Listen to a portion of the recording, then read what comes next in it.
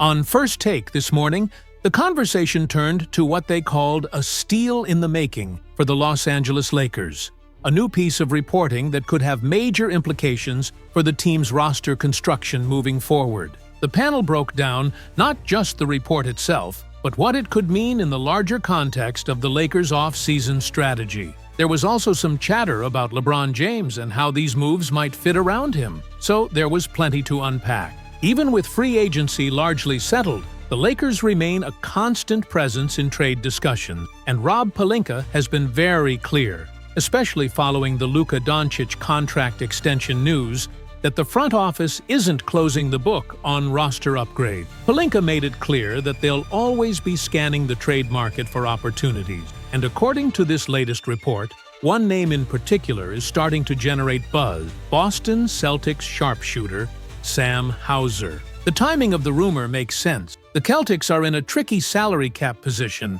with Brad Stevens publicly stating that while they'd like to keep Hauser, they're exploring ways to reduce payroll. Boston recently made a move to clear space by sending out Georges Niang, and that could open the door for additional cost-cutting trade. For the Lakers, that could be a rare chance to grab a proven floor spacer without breaking the bank. During the segment, the First Take crew pointed out that NBA insiders have floated multiple trade scenarios for the Lakers, including potential deals for Phoenix guard Grayson Allen and Hauser. The discussion today zeroed in on Hauser, partly because his skill set aligns so neatly with what the Lakers lack in their second unit. At 28 years old and coming off a season where he shot an elite 41.6% from deep, even in what was considered a down year, Hauser represents the type of shooting depth that can swing playoff series. The Lakers have decent perimeter options. Rui Hachimura has become a reliable spot-up threat,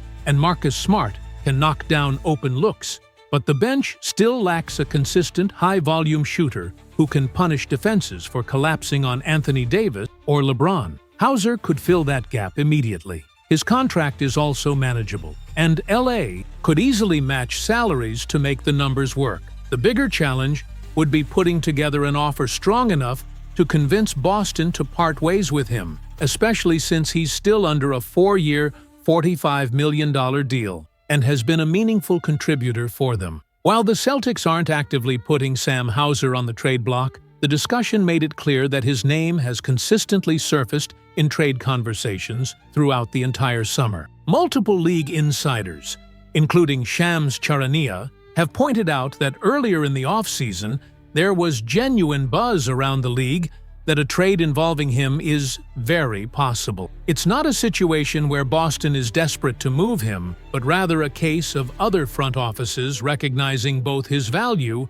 and his fit for teams looking for high-level shooting at a low cost. The logic is straightforward. If the Celtics decide they want to further reduce their salary obligations, maintain flexibility under the increasingly restrictive terms of the new CBA, and open up more playing time for some of their younger wing players, then moving Hauser could become a practical and calculated decision. In that scenario, the Lakers could find themselves in a strong position to make a run at him, provided they're ready to put together an offer that can genuinely compete in what would likely be a competitive trade market. When the panel broke down the numbers in more detail, they highlighted that Hauser's current contract situation significantly boosts his appeal.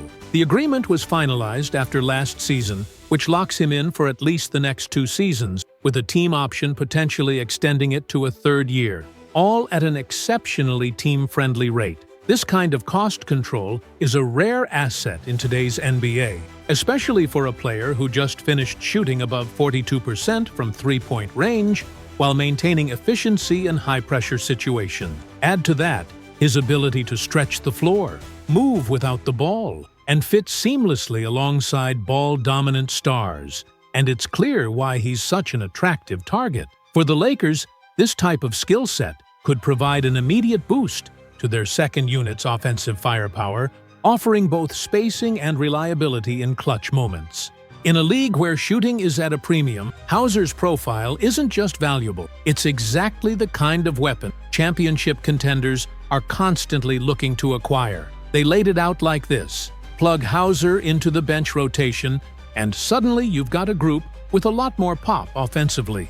Guys like Jake LaRavia have intriguing upside, and Marcus Smart brings grit and defensive intensity, but neither is going to consistently stretch the floor the way Hauser can. Even if he's not grabbing a ton of rebounds or creating shots off the dribble, his shooting alone changes the geometry of the court, making life easier for everyone around him. In their hypothetical rotation, Hauser could slot into a sixth-man role or work alongside Smart in that second unit, depending on how Darvin Ham wants to structure his lineup. The panel even toyed with the idea of moving Austin Reaves into more of a bench-leading role, pairing him with Hauser to create a balanced offensive punch against opposing second units. That kind of flexibility could be a huge asset over the course of an 82-game season. Of course, as Stephen A. was quick to point out, none of this happens without the right trade package. Boston isn't giving away an elite shooter for nothing. The most common scenario discussed involved rookie Dalton Knecht,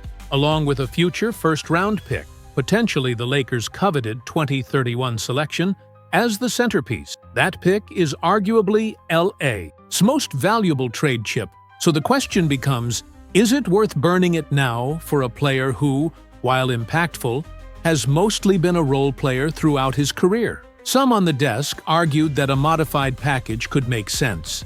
Knecht plus multiple second-rounders, or maybe a pick swap instead of a straight-up first. From Boston's side, Knecht would be appealing because they could give him immediate minutes in Hauser's vacated role, allowing the rookie to develop in a winning environment. But if the Celtics were sitting on stronger offers earlier in the offseason, the fact that Hauser is still on the roster suggests they might not be commanding as high a price as people assume. The conversation then shifted to fit, not just in theory, but in terms of next season's rotation. Jovan Buha recently put together a projected depth chart based on analytics, roster trends, and what he's hearing from team sources. His model had DeAndre, LeBron, Marcus Smart, Austin Reaves, and Luka Doncic as the starting five, with Rui Hachimura moving into a key bench role. That's a lineup the First Take crew mostly agreed with, though there was still some back and forth about whether Smart should start over Reaves or vice versa. From there, the discussion zeroed in on the rotation numbers. The projected minute breakdown from Buha's model had Austin Reaves logging 35 per night, Luka Doncic at 36, and LeBron James at 33. That top-heavy distribution made sense to the panel, but they were quick to point out that the rest of the minutes tell the real story. DeAndre Ayton, Marcus Smart, and Rui Hachimura are each slated for somewhere between 25 and 30 minutes, which gives the Lakers a solid, balanced core of two-way contributors. The intrigue comes when you look past those 7 names. Jake LaRavia, according to the projection, would play around 16 minutes a night, while Gabe Vincent, Jared Vanderbilt, and Jackson Hayes would fight for smaller situational roles. The analysts agreed that head coach JJJ Redick is likely to keep things tight, probably running a 7 to 8 man rotation most nights, then adjusting on the fly depending on matchups. Vanderbilt's defensive versatility could get him more run against teams with bigger wings, while Vincent's floor time may hinge on whether Smart or Reaves needs relief at the point guard spot. Smart, of course, can run the offense in a pinch, and Reaves has shown the ability to initiate as well. That flexibility is part of what makes Vincent's role so uncertain.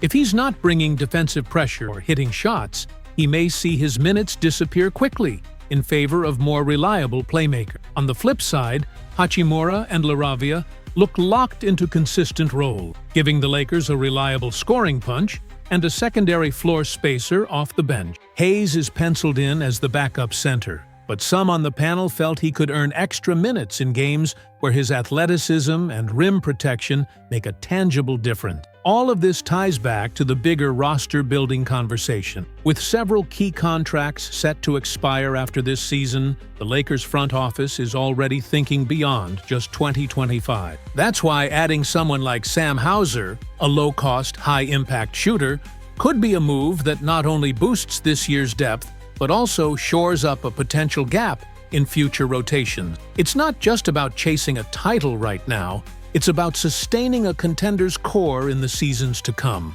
The crew wrapped it by noting that no matter how the minute allocation shakes out, the Lakers' margin for error in the West is razor thin. Every rotation decision will be magnified, every matchup exploited. As one analyst put it, this isn't a year where you can afford to figure it out in February. You've got to hit the ground running in October.